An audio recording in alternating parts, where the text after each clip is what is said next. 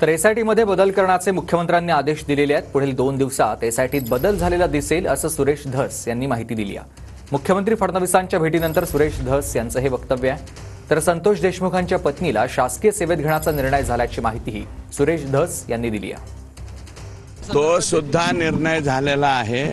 SIT मध्ये बदल करण्याच्या बाबतीमध्ये माननीय मुख्यमंत्री महोदयांनी तात्काळ आदेश दिलेले आहेत आणि पुढील 2 दिवसामध्ये एसआयटी मध्ये बदल झालेला आपल्याला दिसेल।